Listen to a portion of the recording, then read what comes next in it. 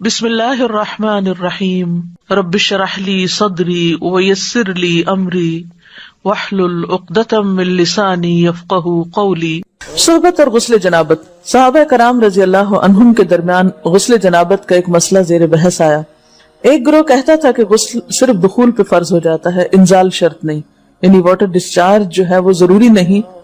دوسرا گروہ بیان کرتا تھا کہ وجوب غسل کے لیے دخول کے ساتھ انزال بھی شرط ہے۔ یہ طویل مباحثہ کسی فیصلہ کن صورت پر منتج نہ ہوا۔ آخر قرار پایا کہ ام المومنین حضرت عائشہ رضی اللہ عنہا سے دریافت کیا جائے۔ حضرت عائشہ نے کہا کہ رسول اللہ صلی اللہ علیہ وسلم نے فرمایا، اذا جلس بین شعبها الاربع ومس الختان الختان فقد وجب الغسل۔ جب مرد عورت کی چار شاخوں کے درمیان بیٹھ جائے اور اس کا محل ختنہ عورت کے محل ختنہ کے ساتھ مس کرے تو غسل واجب ہو جاتا ہے۔ تو مسئلہ یہ ثابت ہوا کہ صرف دخول پر ہی مرد اور عورت جنبی ہو جاتے ہیں اور ان پہ غسل واجب ہو جاتا ہے، انزال یعنی منی کا نکلنا شرط نہیں۔ جنابت کے احکام۔ وجوب غسل کی حالت کو حالت جنابت کہتے ہیں۔ وجوب غسل یعنی جب غسل واجب ہو جاتا ہے تو اس حالت کو جنابت کہتے ہیں۔ جنابت کا لفظ جم سے، جم پہلو کو کہتے ہیں، نہیں بچنا۔ مندرجہ ذیل چار حالتوں میں مسلمان مرد اور عورت پر غسل کرنا فرض ہو جاتا ہے۔ نمبر 1، جوش کے ساتھ منی خارج ہونے کے بعد، اس میں احتلام بھی داخل ہے، یعنی کوئی ایسا خواب آئے یا ویسے۔ نمبر 2، صحبت کے بعد یعنی سیکشول انٹرکورس کے بعد۔ نمبر 3، حیض کے بعد۔ نمبر 4، نفاس کے بعد یعنی بچے کی پیدائش کے بعد۔ اس میں یاد رکھیے کہ بہت سے لوگ پوچھتے ہیں کہ اگر خواتین انٹرنل چیک اپ کرواتی ہیں تو کیا اس سے غسل واجب ہوتا ہے؟ تو کوئی غسل واجب نہیں ہوتا جب تک کہ ان چار چیزوں میں سے کوئی چیز نہ ہو۔ اس میں یاد رکھیے کہ بہت سے لوگ پوچھتے ہیں کہ اگر خواتین انٹرنل چیک اپ کرواتی ہیں تو کیا اس سے غسل واجب ہوتا ہے؟ تو کوئی غسل واجب نہیں ہوتا جب تک کہ ان چار چیزوں میں سے کوئی چیز نہ ہو۔ صرف منی خارج ہونے سے بات نہیں، بلکہ جوش کے ساتھ منی خارج ہونے کے بعد غسل واجب ہوتا ہے۔ رسول اللہ صلی اللہ علیہ وسلم نے فرمایا، جب تم عورت کی چار شاخوں کے درمیان بیٹھ کر صحبت کرو تو تم پر غسل واجب ہو گیا اگرچہ منی نہ نکلے۔ آپ نے غور کیا ہوگا کہ طہارت کے مسائل بہت تفصیل کے ساتھ اور اپنے اندر بہت ڈیٹیلز رکھتے ہیں، اور بہت سے موضوعات ایسے ہیں کہ جو انسان کی ظاہری زندگی نہیں بلکہ اس کی نجی اور ذاتی زندگی سے متعلق بھی ہیں، لیکن اس طرح پبلکلی ان کو پڑھانا اور ان کو سکھانا یہ بھی ایک ضرورت ہے، کیونکہ آپ صلی اللہ علیہ وسلم نے انصار کی خواتین کی تعریف کی کہ انصار کی خواتین کتنی اچھی ہیں جنہیں حیا دین کا علم حاصل کرنے سے نہیں روکتا۔ تو سوال یہ پیدا ہوتا ہے کہ آخر اتنی تفصیلات کیوں؟ اور بعض لوگ اس کو ناپسندیدہ قرار دیتے ہیں، تو ایسا کرنا ناسمجھی کی علامت ہے۔ ہم دیکھتے ہیں کہ انسان اگر اللہ کے بتائے ہوئے طریقے کے مطابق زندگی بسر کرتا ہے تو اس میں خیر ہی خیر ہے، اور وہ صرف خیر اس کی اپنی ذات تک نہیں رہتی، بعض اوقات دوسروں کی بھلائی کا ذریعہ بھی بن جاتی۔ عورت کو بھی احتلام ہوتا ہے۔ ام المومنین حضرت سلمہ رضی اللہ عنہا روایت کرتی ہیں کہ حضرت ام سلیم نے رسول اللہ صلی اللہ علیہ وسلم سے کہا، اے اللہ کے رسول، یقیناً اللہ حق سے نہیں شرماتا، یعنی حق بات اور ایک ضروری بات جو ہے اس کو واضح کرنا ضروری ہوتا ہے، اور اس معاملے میں شرم سے کام نہیں لینا چاہیے، کہیں ایسا نہ ہو کہ انسان انجانے میں غلط کام کرتا رہے۔ تو یہ کہہ کر انہوں نے مسئلہ پوچھا، کیا عورت پر غسل ہے جبکہ اس کو احتلام ہو؟ آپ نے فرمایا ہاں، لیکن جب پانی کا نشان دیکھے یعنی منی دیکھے۔ اس پر حضرت ام سلمہ نے شرم سے منہ چھپا لیا اور عرض کیا، اے اللہ کے رسول، کیا عورت کو بھی احتلام ہوتا ہے؟ آپ نے فرمایا ہاں ہوتا ہے، تیرا داہنا ہاتھ خاک آلود ہو، یعنی ایک پیار کی ڈانٹ تھی۔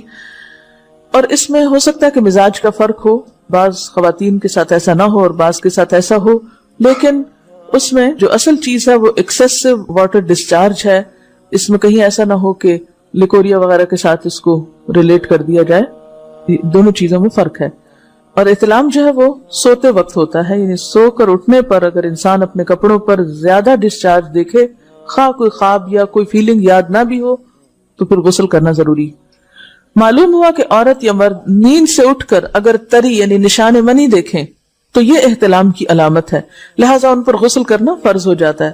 اور اگر احتلام کی کیفیت انہیں یاد ہو لیکن نشان نہ پائیں، یعنی خواب یاد ہے لیکن کوئی سامنے علامت نہیں، تو غسل فرض نہیں ہوگا۔ ایسی صورت میں شک کی ضرورت نہیں ہے کہ نہیں میں نے خواب دیکھا اور مجھے خواب بالکل صحیح یاد ہے تو مجھے نہانا چاہیے. نہیں, محض خواب پر نہیں نہایا جائے گا جب تک کہ فزیکلی کوئی ایسی چیز سامنے دیکھی نہ جائے. حضرت ام سلمہ روایت کرتی ہیں کہ میں نے کہا اے اللہ کے رسول صلی اللہ علیہ وسلم, میں اپنے سر کے بال خوب مضبوط گوندتی ہوں, کیا میں انہیں غسل جنابت کے وقت کھولا کروں؟ آپ نے فرمایا ان کا کھولنا ضروری نہیں, تیرے لیے یہی کافی ہے کہ 3 لپ پانی اپنے سر پر ڈالے, پھر اپنے سارے بدن پر پانی بہائے, پس تو پاک ہو جائے گی. یعنی بالوں کی جڑیں بھیگنا, سکن بھیگنا ضروری ہے, سارے بال کھولنا ضروری نہیں ہے. جنبی کے بالوں کا مسئلہ. حضرت عائشہ کو خبر ملی کہ حضرت عبداللہ ابن عمرو عورتوں کو غسل جنابت کے لیے بال کھولنے کا حکم دیتے ہیں. فرمانے لگی ابن عمرو پر تعجب ہے, انہوں نے عورتوں کو تکلیف میں ڈال دیا, وہ انہیں سر منڈوانے کا حکم کیوں نہیں دے دیتے؟ یہ حضرت عائشہ کی ڈانٹ تھی. یعنی وہ یہ تو کہنے کہ عورتیں بال کھول کھول کے نہائیں, تو وہ پھر سیدھا یہی کہیں کہ عورتیں بال منڈوا لیں. میں اور رسول اللہ صلی اللہ علیہ وسلم ایک ہی برتن میں غسل کرتے, اور میں اپنے بال کھولے بغیر سر پر 3 چلو سے زیادہ پانی نہیں ڈالتی تھی. معلوم ہوا کہ غسل جنابت کے لیے بال کھولنے کی ضرورت نہیں, مگر یہ حکم صرف غسل جنابت کا ہے. غسل حیض کے لیے بالوں کا کھولنا ضروری ہے کیونکہ وہ مہینے میں ایک دفعہ ہے. حضرت عائشہ سے روایت ہے کہ انہیں رسول اللہ صلی اللہ علیہ وسلم نے غسل حیض کے لیے فرمایا اپنے بال کھولو اور غسل کرو. اس میں آپ دیکھیے کہ دونوں چیزوں میں فرق کیوں ہے, دونوں کی نوعیت فرق ہے. اور حیض جو ہے وہ ایک نجاست کی کیفیت بھی ہے نا, قل ہوا اذی, تو اس کے بعد نہانا اور نہا کر خوشبو لگانا خاص طور پر اس کا سارا حکم آتا ہے. لیکن غسل جنابت میں نجاست کی وہ کیفیت نہیں ہے. یعنی حیض کا خون اور منی جو ہے ان دونوں کے حکم میں بھی فرق ہے, ٹھیک ہے نا. بعض علماء کے خیال میں جو منی ہے اٹ سیلف وہ ناپاک چیز نہیں ہے. اگر کسی کپڑے وغیرہ کو لگ گئی تو وہ کپڑا ناپاک نہیں, اگر اس کو خشک ہونے پر کھرچ کے صاف کر دیا جائے تو کپڑا صاف ہو جائے گا. لیکن خون حیض پر آپ صلی اللہ علیہ وسلم کیا فرمایا, چٹکیوں سے مل مل کے اس کو صاف کر کے دھوئے. تو ان دونوں میں بھی فرق ہے, لہٰذا ان دونوں کے بعد نہانے کے حکم میں بھی فرق ہے. ایک میں بال کھولے جائیں گے اور بال بھی دھوئے جائیں گے اور بالوں کی جڑیں بھی دھوئی جائیں گی, جبکہ دوسرے عام غسل جنابت میں بال کھولنا اور پورے بال دھونا شرط نہیں.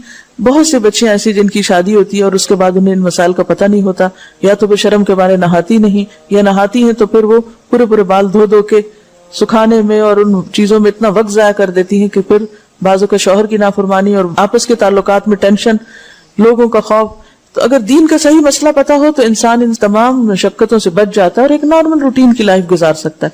تو اس میں کیا صرف 3 کپ پانی, 3 لپ پانی, یعنی 3 دفعہ کیوں کہ اگر ایک دفعہ ڈالنے سے پوری طرح نہیں بھیگا تو آپ یہ بھی کر سکتے ٹیپ کے آگے سر کر کے, تو ساری اسکن جو ہے سر کی اس کو آپ گیلا کر لیں, پیچھے سے بال جو ہیں اگر لمبے ہیں تو ان کو ایک طرف کر دیں تاکہ پورے بال نہ دھونے پڑے, نہ سکھانے پڑے, نہ خشک کرنے پڑے, اور باقی جسم پہ پانی بہا لیں. دوسری صورت یہ ہے کہ مگ میں پانی لے کے تو اس کو آپ تھوڑا تھوڑا کر کے پورے کو ایک دفعہ کریں, پھر اس کے بعد دوبارہ کریں, اور تیسری دفعہ رول کر کے بالوں کو پیچھے سے شاور کیپ ڈال لیں اور باقی جسم پھر دھو لیں. شاور کیپ سے کیا ہوتا ہے عام طور پر کہ پیچھے کے جو سارے لمبے بال ہیں پھر وہ نیچے گر کے گیلے نہیں ہوتے, وہ آپ کے سر پہ ٹک جاتے ہیں. تو سر کی اسکن دھوئیں اور بالوں کو جوڑے کی شکل میں باندھ کے اوپر شاور کیپ پہن کے پھر باقی جسم کو اچھی طرح دھو لیں. تو اس میں آپ دیکھیں کہ جب بالکل سر کے سکن کا حصہ ہی تر ہوگا, اور یہ 3 دفعہ کرنا ہوگا, ایک دفعہ سے نہیں کام چلے کہ 3 دفعہ کرنا, تاکہ کوئی بھی بال برابر جگہ سکن کی خشک نہ رہ جائے. تو اس سے کیا ہوگا کہ جتنا کم بال گیلے ہوں گے اتنے کم دیر میں ان کو خشک بھی کیا جا سکتا ہے اور کسی بھی مشقت کے بغیر انسان نماز پڑھ سکتا ہے.